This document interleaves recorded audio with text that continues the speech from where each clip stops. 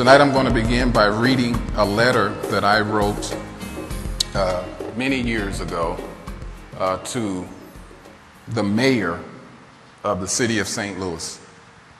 This was following an aggressive movement that was being made in our city by the gay and lesbian community.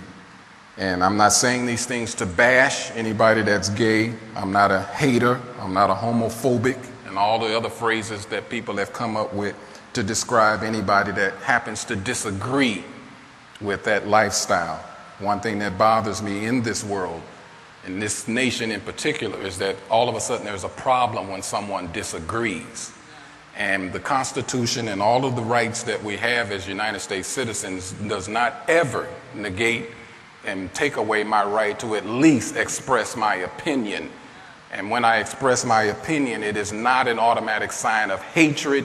It is not a sign of violence. It is not a sign of, it is not a threat. It's simply me exercising my right as a United States citizen, as a husband, as a father, as a community leader, as a pastor, to express my opinion based upon the Word of God and based upon my personal experience as a husband, as a father in this community. Whew, just had to get that out. Yeah, thank you, Lord. So I wrote this letter to the mayor, and I won't go into all of the circumstances surrounding it, but there's a reason why I'm saying this to you guys. I want you to hear this. I titled the letter, "One Concerned Father."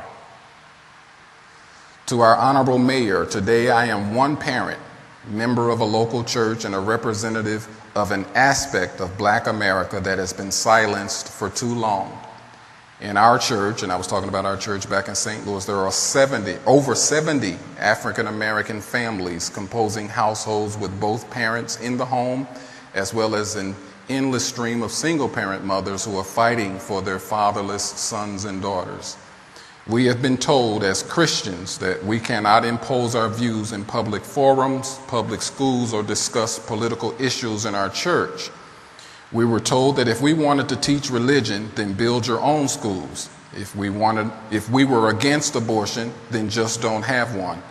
And if you don't like alcohol, then don't drink. If you hate drugs, then don't use them. We were told not to preach and tell anyone else how to live. Just live that way yourself and leave everyone else alone. And for the past 10 to 15 years, that's what we have done. I am writing this today because I have been forced out of silence, because in our silence, we are now told how to run the schools that we built. We did not take drugs, but in our silence, drug trafficking now controls our streets. We did not drink, but the ones who did drink drove their cars and killed or injured our loved ones. Finally, we did not block abortion clinics or shoot the doctors. We exercised our choice for life and have brought children into the world. Now we are being told how to raise those children and send them out as lambs for slaughter among the wolves. On the surface, we appear to be bashing and intolerant of others, but in reality, we are making a very basic, instinctive response to protect our children. And all the parents say amen. And let's not pretend there's no danger to our children. If pro-choice means one has the right to choose to have or not have a child, then pro-choice must also mean that we also have the right to choose how that child is raised. I had planned to tell my sons about Dr. Martin Luther King Jr. For the word civil rights would have meant something in expressing it and its purpose in the 1990s. That's when I wrote this. Now I can only tell them that the same betrayal of African leaders that sold our ancestors into the great slave trade of West Africa has repeated itself in their and my lifetime. Dr. King's dream of yesterday is a nightmare today. Today's leaders have sold us out to the great slave trade of modern America by handing out civil rights status to all who apply for it. Civil rights protection based on something as relative as sexual orientation has diluted the efforts and sacrifices of the old Southern Christian Leadership Conference and every state and every effort for equality among minorities. My understanding of the fight for civil rights is that it was necessary to provide equal economic and social opportunity and protection for those who did not have it. My understanding of the fight for civil rights was that it was necessary to provide equal economic and social opportunity and protection for those who did not have it. Those who fight for civil rights protection status based on sexual orientation are not faced with the same struggles that I face. The Civil Rights Code, in its previous wording, had already guaranteed gays and lesbians protection as citizens of this city, state, and nation. Most of them were not faced with any economical or social depravity like a black man. Their average household income is $55,000 per year. 60% of them have college education. They were not fighting for equal opportunity and protection based upon economic and social depravity. They were fighting for acceptance of their lifestyle.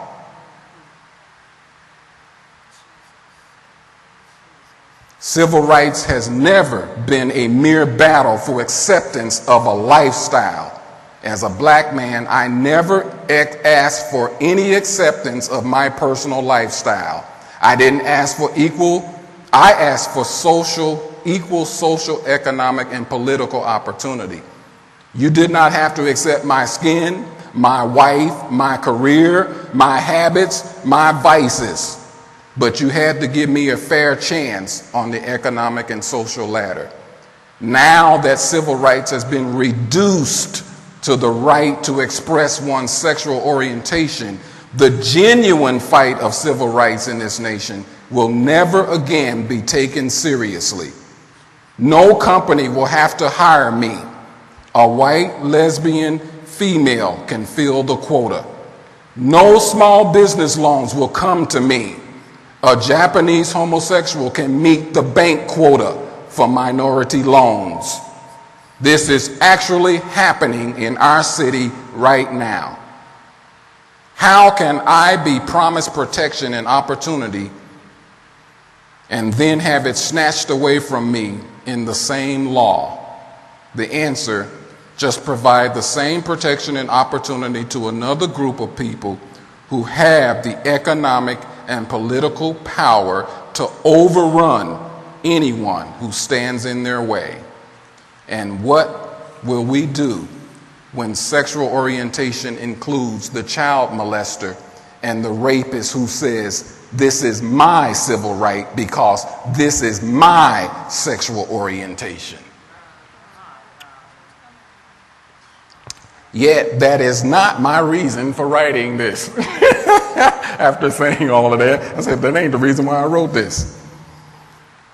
I see women, black and white, in our community struggling to raise their children. They send their kids to schools where they are taught a new morality. You see, this is the real goal of the civil rights law changes, to socially indoctrinate our children. This is the real goal of the new civil rights law changes, to socially indoctrinate our children. They now have civil law protection. The gay and lesbian community now has civil law protection to sit in our schools and snatch our children from their cradles and place them into condom distribution. They can take babies from the wombs and arms of caring mothers and throw them into a lifestyle where they are 1,000 times more likely to be infected with the HIV virus. As a parent, I am teaching my children about abstinence as well as the existence of promiscuous heterosexual and homosexuals in society. In other words, I'm teaching them about the good and the bad. I'm telling them about that they need to practice abstinence, and I'm telling them there are promiscuous hetero and homosexual people. As a Christian, I will teach them to love and respect all people. But this is not enough. My teaching my children to love and respect all people is not enough for some unique groups of people. They want to force me to do something that never happened for any black person in America, with or without civil rights protection. No one can force you to accept another person's lifestyle. That is a moray or a moral thing teaching. And aren't they always telling us you can't bring your morality into the workplace, into the schools, but you telling us we got to accept your morality? Oh, I done started preaching up here. Woo! Hold on, fellas, I'm really going to get to it. This is a moray that cannot, they've always told us that you can't legislate morality, yet that is exactly what has happened. Incidentally, as a Christian, we were told that it is illegal to teach your own morality in public schools. So tell me, what are these special interest teams doing in our schools now?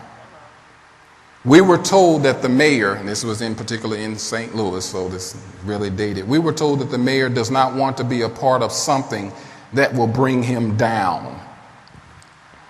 The parents of St. Louis are not that something that will bring him down.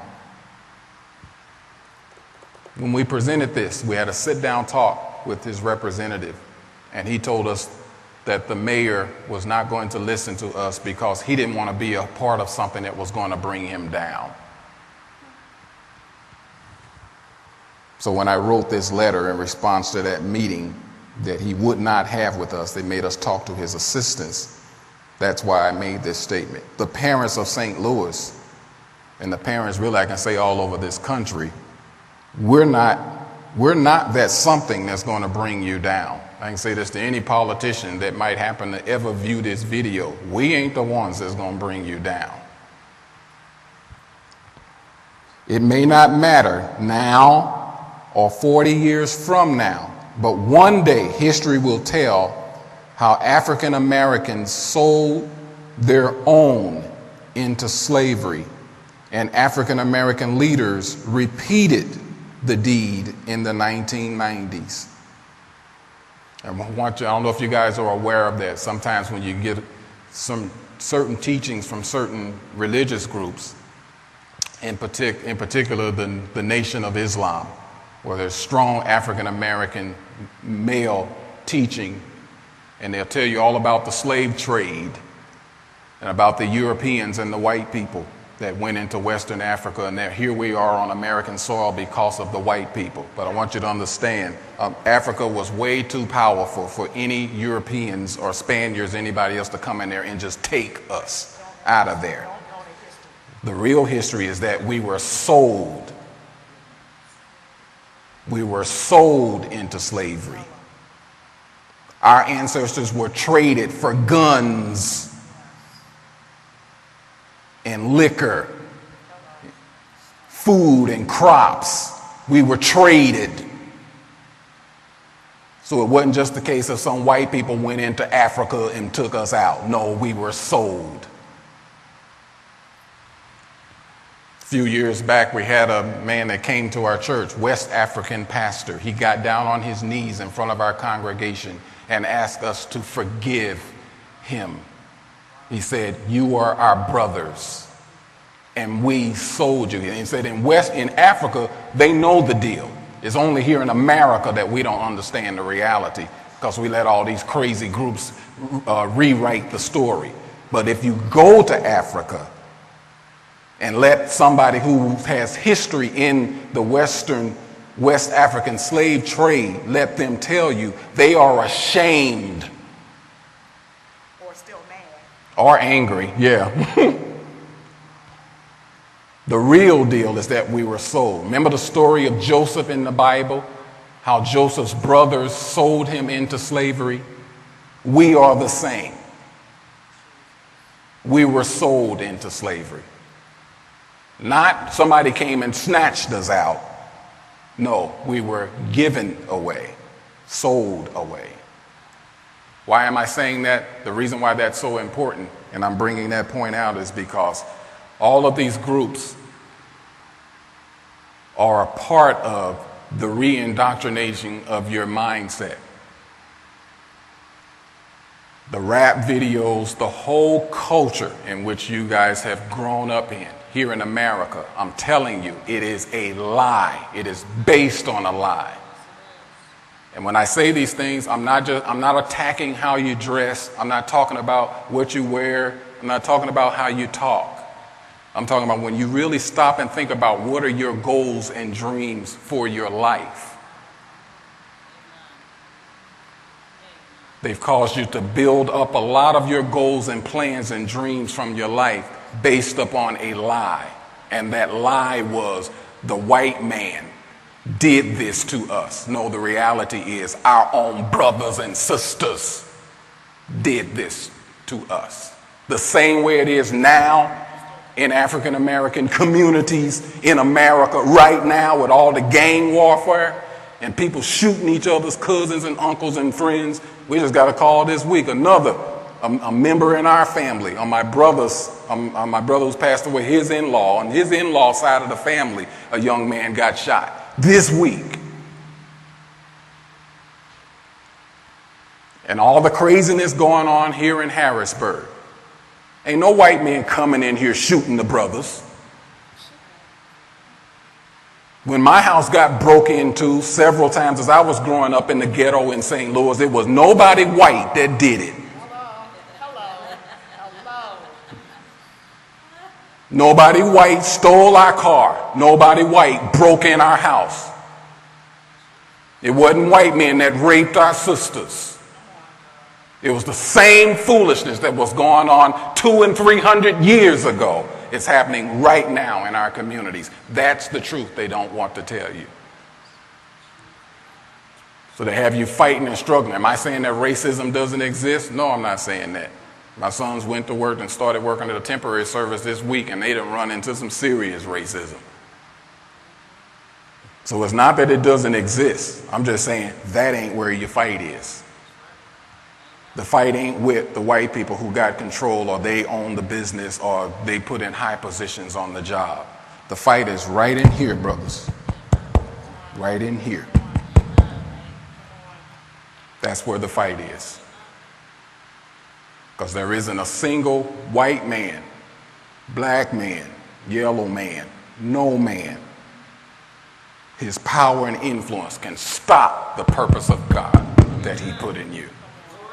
But you'll let these movies and these videos, and you hear them repeating certain phrases. Here's the white man, dog. And you'll believe that.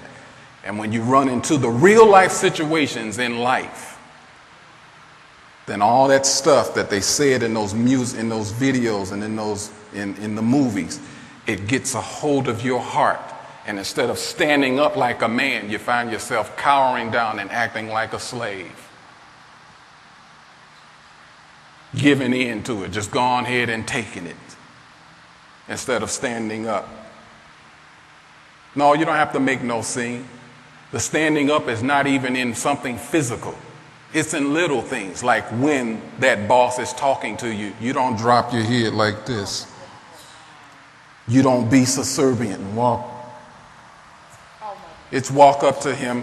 Come on, Manny. When you walk in on the job and you say, "Hello, sir. My name is Chris Green.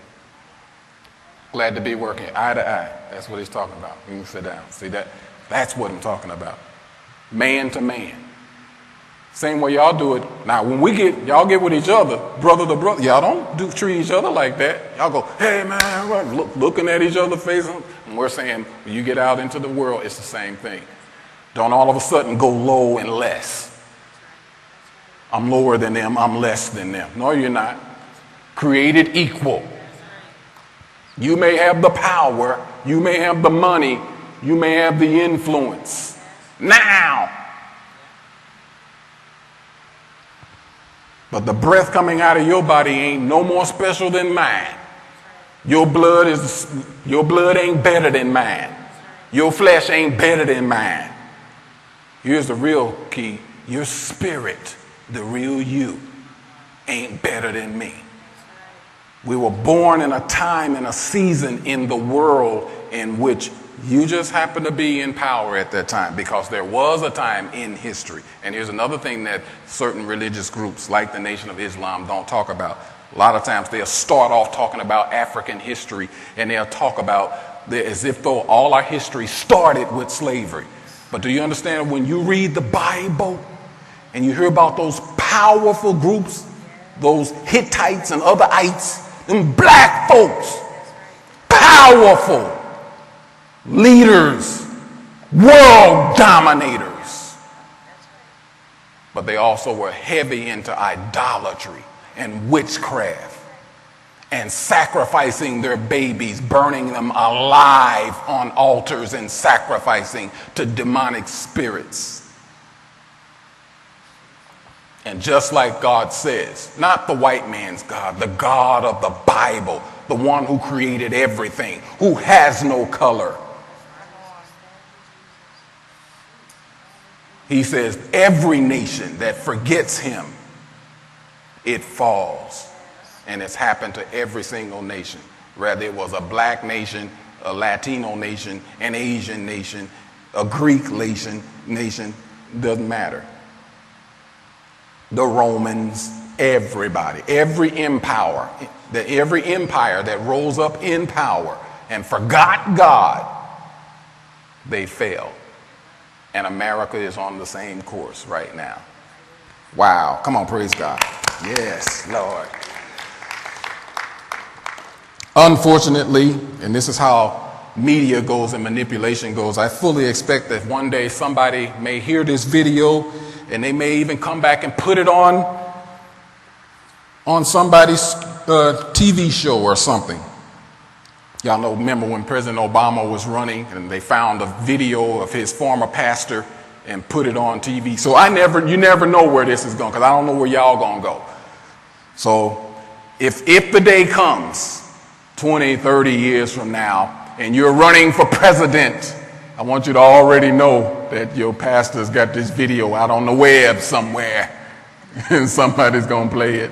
So make up your mind now that I'm not going to be ashamed of my pastor, and I'm not going to disown him and cut off all associations with him because my pastor was telling the truth. Because that's really what this is about. Woo! All of this was just a letter that I wrote to the mayor in our city. Wow, my God. The gay rights and pro-choice agendas are like this. I went to a Bible reference. Pharaoh said, take all the Hebrew baby boys 2 years and younger and throw them into the river. In Jesus' time, Herod said, kill all the Jewish baby boys 2 years old and younger to prevent the king from taking over my throne. The effort to kill our precious royal seed has now progressed from killing them before they're born, and I quote that from the documented genocide of the inferior races through Planned Parenthood in America. I want you to understand that Planned Parenthood, y'all heard the organization Planned Parenthood in America? It was established from its beginning by a woman who is part of genocide. Genocide is the systematic elimination of a race of people that you think is inferior to you. And what they did when it first got started, when Planned Parenthood first got started, they came forth with this message. Listen to me, y'all. This was a message many years ago. I think it was 50, 60 years ago. When it first got started, what they did was they got the African American preachers, pastors, to go and tell their congregation, especially the women, such things as, you're already poor and you don't want to bring another child into this world when you know you can barely take care of the ones you got. And because the pastors had so much influence, if the pastor said it, people did it.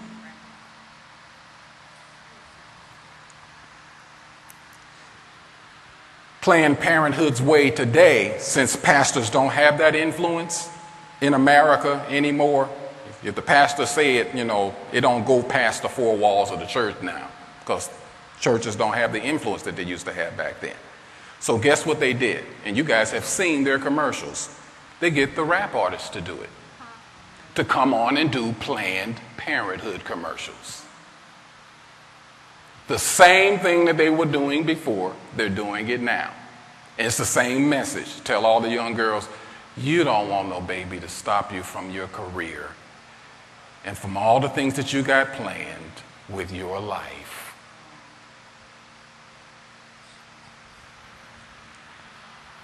Not knowing and not understanding that the child that you're about to abort could be the doctor that God intends to raise up to bring the cure for cancer. That's the reality.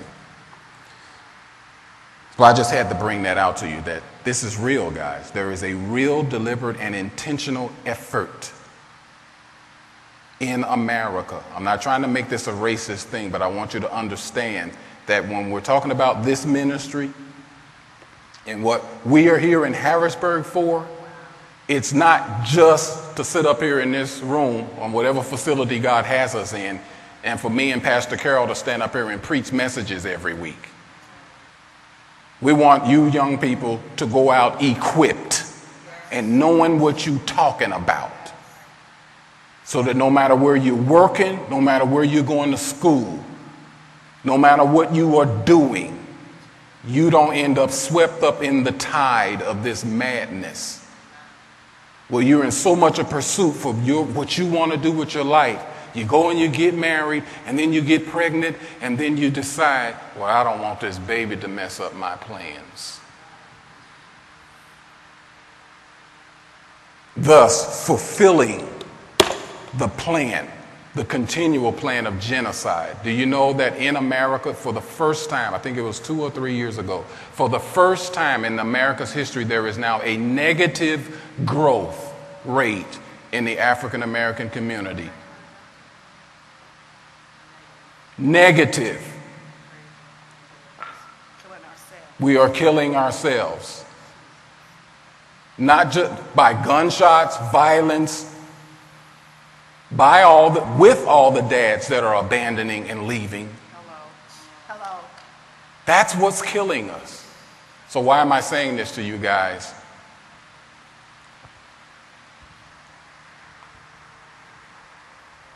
Let me continue. Gays don't have to worry about assassinations, marches, or harassing phone calls from the parents of the church community.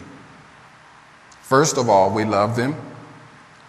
We will gather in our churches and homes, and we will pray for them, as well as the abortionist and the racist.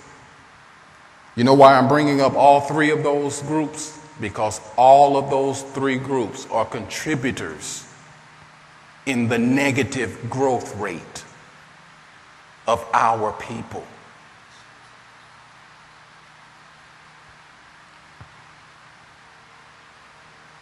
Gays cannot have children.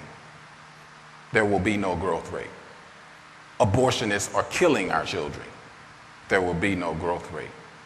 The racists are right in there with the money. and the systems that it takes. See, don't you understand that the intention is that when you are qualified for a job and you don't get it, when you're qualified for a promotion and you don't get it, I don't know if people understand this about us men, all the guys. I don't know if people understand this, that when we receive a rejection, it's not that it's not the same for all of moms and sisters and aunts, but because of the makeup of a man, God gave us what's called the ego, which is not just pride, it's us. It's my worth, my value. So when that's rejected, what that does to us, am I right, guys? It's like, don't even bother to go try. No more. That could be whether it's a job or even if a girl turns you down. Ain't that right, fellas? If a girl turns you down, you ain't gonna go up. I know there's those hard-head guys. You always got those hard-head ones who know only inspires them to keep chasing you. There's always the crazy ones, you know. Why is it always the most ugliest or craziest guys are the ones who don't say no? They do not take no for an answer. But for the rest of us normal guys, am I right, fellas? For the rest of us normal ones, we watch a guy get shot down and we ain't gonna go ask that girl nothing. That's how it is because of the ego, not pride, but the essence of who we are. That's why, listen to me, all the moms, you know this, as big as your son gets, big and muscular and everything, you see guys on TV, big, huge football players, they'll turn around and go, "Hi, Mom." Why? Ego, the essence of who I am. That's the one person who's not going to shoot me down. Big, huge guy suddenly becomes 10 years old because of the essence of who we are. So the racists, many of them, not all, but many understand that. You keep up people, keep rejecting. After a while, these guys ain't gonna come back no more. That was the whole point, because I don't want you working here anyway. Wow. Boy, did I not mean to get into all of this. I said I'm just gonna read this letter and get right to my point. My Lord. So yeah, we're gonna gather in our churches and homes and we will pray for them. The homosexual, the abortionists, and the racists. This has all the markings of the controversies which caused, did you guys know that? This has all the markings of the controversies which caused the Civil War. There are those from other religions who will not take these assaults on their homes and families without violence and bloodshed. I want you to understand that it's not only Christians who feel the way that I'm talking. There are some people, they're not going to take this lying down. They're not going to do like Christians and just go into our homes and pray for you. They're not going to go in the four walls of a church and just pray for you. There are some folks who they will, remember the old cigarette commercial? I'd rather fight than switch. Meaning, y'all gonna get all this stuff in place in America over, how they put it, over my dead cold fingers holding my shotgun. That's the only way this gonna happen. Y'all gonna have to, you gonna have to pry my fingers from this gun. I'm laughing, but ain't it true? And a lot of them live right here in Pennsylvania. They are hunters and truckers. And they drive around with Confederate flags. And even though they hate black folks, they hate gay folks worse than that.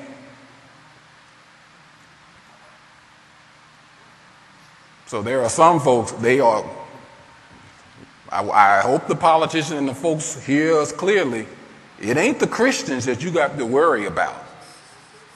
They keep acting like that on TV. Always talking about the evangelical conservatives and all that, like we are the great danger in America. You ain't got to worry about saved folks. We ain't the ones you need to be worrying about. Oh my God, okay. I'm trying to keep going. Keep going, Chris. Keep going. Keep going. But all I'm saying is this is the kind of stuff that creates civil war.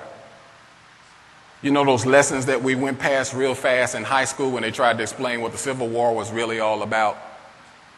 All I'm saying to you is these issues that I'm bringing up, gentlemen, these are the issues. This is the stuff right now that breeds civil war in a country, in a nation. Many special interest teams are already in our schools. They're not merely teaching that their viewpoints are acceptable. They are indoctrinating our children. And with the combined efforts from the president's wife at the time to require institutionalized education for all children, which is where America is heading, guess who will be in our institutions to teach? I see a day when your children and mine will not only be required to accept the homosexual, but to accept the homosexual belief and lifestyle. That is a morality. That is a philosophy. That is a religious position. It is everything that we were told that we cannot do in public schools. My children will eventually have to participate in the gay life to get a good education, get a job, buy a home, or even have careers. The gay agenda is to have a gay society, not just acceptance. Their agenda is to have a gay society. Now you see why I was so angry. They don't just settle for acceptance. They never, ever settle for acceptance. They desire dominance. The facts contradict any denial of this. They cannot have a gay society unless they indoctrinate the children. They cannot get to our children unless they restrict parental authority. They cannot restrict parental authority unless they change the laws. Well, they just changed the laws. This was back in the mid-90s. We're far worse now than we were then. I am still insulted that the civil rights fight has been reduced to this, to think that the various sexually transmitted disease epidemics are now protected by civil rights. Being black was never a health risk to anyone unless you were black.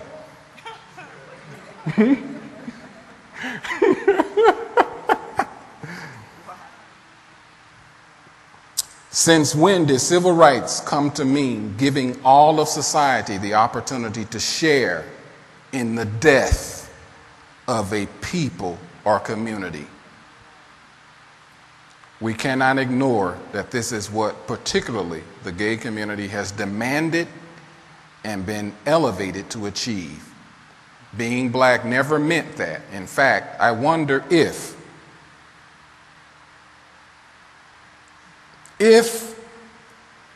AIDS had somehow been connected with being black, would we have ever received civil rights protection?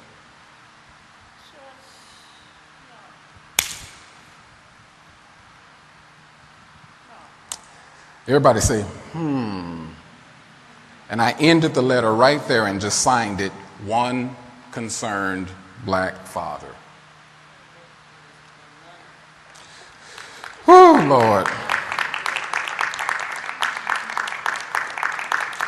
So why did I say all of that? I said all of that, gentlemen, because